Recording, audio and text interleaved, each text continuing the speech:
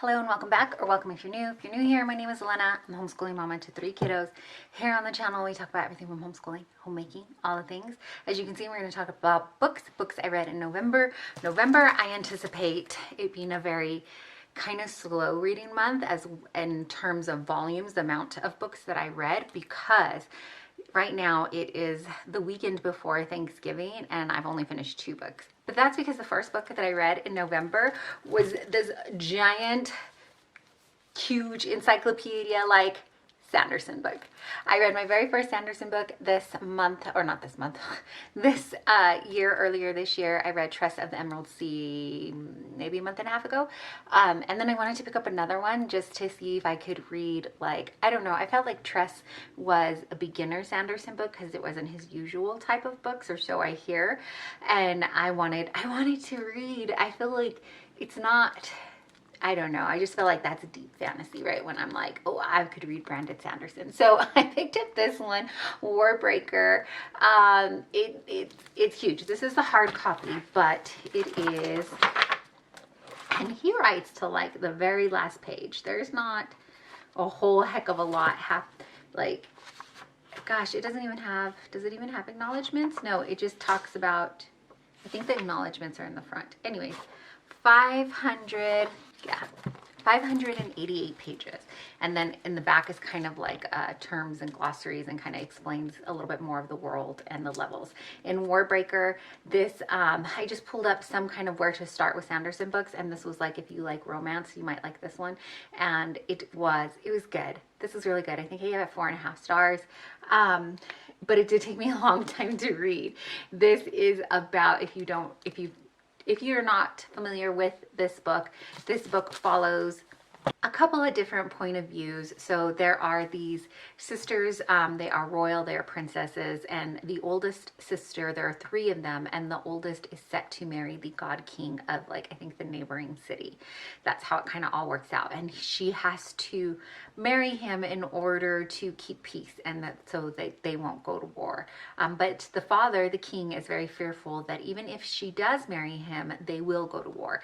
And so he ends up sending the youngest sister, which nobody saw that coming, because he feels like he's sending any daughter to death, but he sends the youngest sister in hopes that it'll buy them more time, that they'll wait a few more years because she is the youngest. Well, the youngest was not prepared at all. She didn't pay attention to her training. They kind of let her be because they didn't expect to have to send her. They have the oldest, the middle child was gone into their like monastery or their religious, but they thought if something happens to the first, then we'll send the second. We never thinking they would get to the 3rd child, but that's who ends up getting sent. And so we kind of dive into this world, and it's a world where there are breaths that help you see colors and help you be more aware of what's happening around you. And the more breaths that you have, the higher hierarchy you are, and just the more you are capable of. You can make things come to life. You can, it's just all very fascinating. So there's a lot in there, and we uncover this god king and his other gods that kind of sit lower than him in this world. And one of those gods in particular is questioning if he is even a god and why was he chosen. And there's just all kinds of different layers in here, and I think Sanderson just does a beautiful job of creating these worlds. I'm excited. I do want to pick up another Sanderson book, but it's going to take me a little bit of time because it takes a little bit of time to get through these books. I would like to maybe purchase them because I only allowed myself to read this book because it was a library book, and I was afraid I wasn't going to get through it in time to return it. So I don't know, but it's next to rare finding a Sanderson book, like a used one. Once you own it, no one wants to give them up, apparently. So if you know me and my channel, you know that most of our stuff comes secondhand, so thrift and things like that. But after that Sanderson book, I needed something really lighthearted, something that was, I don't know if light and fluffy is the right words, but just something I could flow through. I am a mood reader, and I was a lot for me, and a lot of concentration, I guess. So I picked up Ali Hazelwood's Love Theoretically. I've read Ali Hazelwood's other books, and this was the latest. I hadn't picked this one up. I think there might be one that I skipped, but If you don't like spice, be aware that there is spice in here, but you can kind of skim over it, skip over it, which is kind of what I tend to do. So this one follows true to her writing. It's a STEM romance story. We have the point of view of mostly Elsie Hanaway. Elsie is a researcher and a professor, and she is just finding it hard being a woman in the STEM world and getting her footing and notoriety. And then she, on the side, because she doesn't make very much doing her in her full-time job, she is an adjunct professor. I don't know if I said that word right, but that's what she is, and she doesn't make very much. And so on the side, she works for this app where they have fake girlfriends. So you can hire a fake date to, like, if you have a family reunion and you just need to show up with someone, you can hire these people and they'll come. It is not a prostitution type thing. They're not. It's purely a date. And she moonlights on this app where you can hire fake girlfriends or fake date. So if you need a family function and you just need to show up with someone, you go on this app and you pick someone and they go on this date with you. So Elsie does that on the side. And one of her fake boyfriends, his brother, is suspicious of her. She always gets this vibe from him that he doesn't quite believe her and he's trying to catch her in a lie. I think normally you don't go on more than one date, but Elsie kind of likes her client and has formed a friendship, which is kind of a no-no, but she's formed a friendship with him. And so she continues to go on a couple of dates with him, and the brother is highly suspicious. Her client's name, I think, is George, and the brother's name is Jack. And so Elsie gets an opportunity to interview for a much higher paying position, one that is going to let her do what she really loves, which is research. And lo and behold, Jack is at this school, right? And so therein we find things out about Jack and his family, about Jack personally. Elsie, of course, learns more about herself and speaking up for herself. And all in all, it's a great story. It's another great Ali Hazelwood STEM story. But that is all that I've read for the month of November. And like I said, this is the weekend before Thanksgiving, so I'm not really sure I'm gonna get much done before the end of November. I just realized that Thanksgiving is like literally a few days away, and my goal was to finish Atomic Habits, and I don't want to. I don't want to pick it up.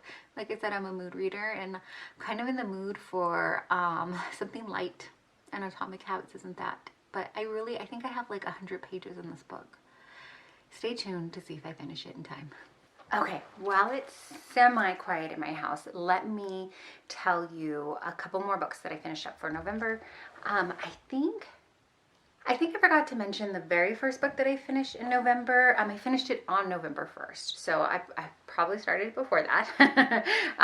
It was an ebook that I read. It is Hadley Beckett's Next Dish by Bethany Turner. This was a cute little rom-com story. It is about two top chefs, and they actually compete. I think you're crooked. Sorry about that. I think that's better. I don't know. But they actually compete on a show, and so there's this Southern cook, and then this top like Michelin star type cook who are chefs on this show, and the male top chef has some issues going on. He's got a lot of stuff that's happening, and he's just mean. He's mean to Hadley, which is the Southern chef in the show, and it turns into this big on-screen, on TV episode where we just see how mean he is. He doesn't accept the winner. Hadley turns out to win. He doesn't accept this. He kind of badmouths her, and it's just a mess, right? Well, lo and behold, they end up having to work again later in the future because there is this huge opportunity to go on this very renowned show. But the catch is they have to do it together. There are a lot of other little twists and turns in there that you find out that I don't want to give fully away, but like I said, it's a cute rom-com. I liked the little twists and turns. I like who Hadley ended up becoming. She learned a little bit, of course, more speaking up for herself and just learning different things. She's this sweet grandma who starts out as her manager, and it's just that kind of relationship that this push-pull relationship that you see with them is also kind of in the background there, and it ends up being endearing as well. I also finally finished Atomic Habits. So I started this book on Thanksgiving of last year, and I am pleased to say I finally finished it before Thanksgiving of this year. That was my like last goal. I kept saying every month that I wanted to finish it, and I just couldn't bring myself to do it. I don't know. I'm very much a mood reader, and I was not in the mood for nonfiction, I guess. And so I finally finished that one. It's a good book. It tells you how to build up your habits. I mean, if you haven't heard about it by now, you probably don't want to know too much of my thoughts since it took me like almost a year to finish it. But I am glad I finished it, and there are some nuggets in there that were good takeaways. The essence of building on top of your habits and making your habits appealing to you and something that you want to do, associating rewards with them, that type of thing. The other book that I finished up was Look Out for the Little Guy. This is by Scott Lang, the Ant-Man character in the Marvel series. So I can't remember which movie it is where you see a flash of, I don't know if it's Ant-Man 2, maybe, possibly. I don't know. I'll have to go back and look at them, right? But he is signing books, and the books that the Ant-Man character Scott Lang is signing is a book by him called Look Out for the Little Guy. And so Marvel Studios has put out a book, the actual book that he is signing. And so I thought it would just be kind of funny and curious to see, since my library had it as an ebook, I decided to check it out and read it. And it was okay. It's what you would expect from a false like kind of book. It dove into a little bit of, this is pre-Ant-Man 2, so pre the adventures, or I think this is post Civil War. So it's after the blip, if you're familiar with the Marvel movies. It's after the blip. The character Scott Lang kind of talks about his, how he became an Avenger, and it's all told from his point of view. And so, well, it is told from his point of view, and then there's a letter in there from his daughter Cassie, who writes a little bit, and it is younger Cassie. So it was kind of cute to read. In the middle was a little bit slow. I do feel like the book could have even been shorter than it was. It's not very long as it is. It's only 176 pages, but if you're into Marvel movies and you particularly like this character, I would pick it up as a fun read. Okay, the heater kicked on, and then I was like warming up, so I had to take my second sweater off. But the last book that I have just completed is Ellie's Redemption. This is the Amish Charm Bakery book. So there are a couple books in there. I think there's 3, but this is by Molly Jebber, and it is what you would expect from an Amish type romance read. I really like, when I'm reading these books, I'm looking for comfort, and so I know there's not going to be any spice in these books. I know that it's much like a Hallmark movie. It is going to end on, with most of the strings tied up and like a happily ever after type ish story. You just don't always know how that's going to get there, or who's going to end up with who, and the journey along the way. And this follows Ellie Graber, who works in a bakery. This is actually, I think, the second story in the series. The first one talks about her stepmom, but she finds this newcomer into town. They both find each other attractive. They both like to pursue a relationship, but Ellie has a little bit of a history as far as the Amish are concerned. She is a member of the Amish, but some of her past mistakes is still things that the town wants to talk about. And so she is fearful to share this information with a newcomer because they are building this friendship and it could possibly turn into more. And then also this new boy in town, his mom has heard the rumors about Ellie and has made a judgment upon her and just does not think that she is suitable for her son. And so we go and follow their journey together, from definitely going to fight the odds to never mind, this isn't going to work, to maybe possibly, and then you don't know how. Well, I won't tell you how it ends, but I'm sure you could guess. I thought the book was a cute read. I picked it up because I needed a book that started with the first letter of my name, which I could not find books that were available to me at the library because I just wanted to grab one. I originally wanted to read Emma by Jane Austen, but I wasn't in the mood for a classic, and so I didn't pick it up. But it was for, if you are familiar with my channel, you know that I'm doing the Harry Potter 2023 reading challenge on Storygraph. I will link my handle for Storygraph down below if you have a profile and want to be friends on there. But I ended up reading this one, Ellie's Redemption, because it started with E. And like I said, it was hard for me to find books that start with the letter E that I wanted to read. So that's I picked this one up after much searching, and I was pleasantly, I wouldn't want to say pleasantly surprised. The words. I think I'm trying to hurry because like the kids are entertained. So to like wrap it up really quickly. Anyways, it was a good book. It's what you expect from an Amish rom-com. I'm currently in the middle of reading one other book, one physical book. I have one physical book and one ebook that I am reading. I take that back. I have 2 ebooks. No. Oh, I have one more book that I did read. Let me find the title for that. Okay, change of location. I had to run down and grab my phone because for some reason I didn't add this in Storygraph, so I've got to run back and do that. But I finished up Home for Christmas by Ruth Reed. There's going to be background noise because my kiddos are down here with me. But this was part of an Amish Christmas love novella. There we go. This was my first, I think, like seasonal read for this year. And this one was interesting. This one, the ending felt rushed to me. Sometimes that will happen, I feel like, in Amish reads where the ending just feels like super rushed. This one kind of felt like that. I finished it and I was like, oh, that's it, it's done. And there was a lot of build up to it. So this one follows another Ellie, but this is a different one. And she comes back because her aunt has left her a home in the Amish community. Her auntie was Amish and her dad was Amish but passed away. And when her dad passed away, her mom took her and left the Amish community.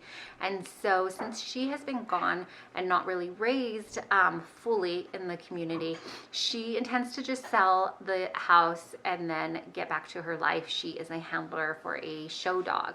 And so her and the dog come out there with the intention of selling this home, and then she kind of starts to learn a little bit more about her dad. It's very lightly touched upon, not too much.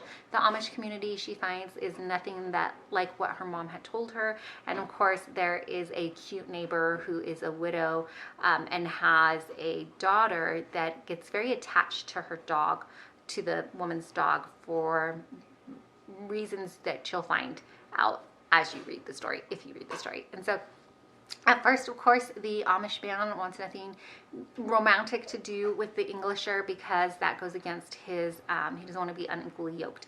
And he does not want his daughter around the dog because he feels like it's making his daughter worse. But in reality, we learn that maybe this dog could possibly be helping her. And so we follow that story in the background as well, and then watch as their lives combine and what she ends up deciding as far as selling the home and where her next step in life goes.